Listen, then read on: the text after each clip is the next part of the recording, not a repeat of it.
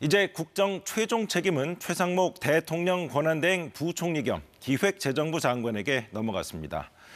오늘 낮까지만 해도 부총리 겸 기획재정부 장관이었는데 탄핵 의결서가 접수된 오후 5시 19분부터 대통령 권한대행 역할과 국무총리 직무 대행 역할까지 추가됐습니다.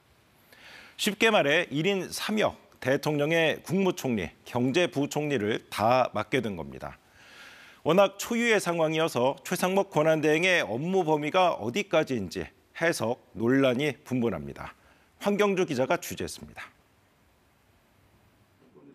대통령 권한대행에 대한 헌법 규정은 한 조항뿐입니다. 국무위원 순서대로 대통령의 권한을 대행한다. 총리가 대행하건 부총리가 대행하건 대행 범위엔 차이가 없습니다.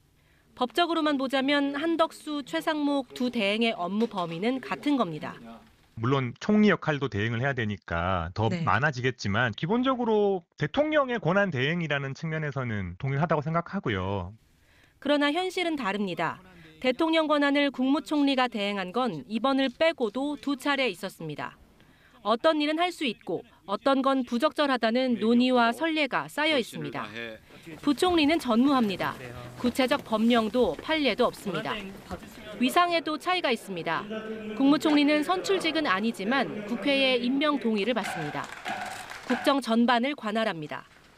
임명직인 부총리 권한대행의 경우 법안 거부권 행사나 헌법재판관 임명권 등 쟁점 사안을 둘러싸고 논란이 벌어질 여지도 있습니다. 국정 공백 우려도 커집니다.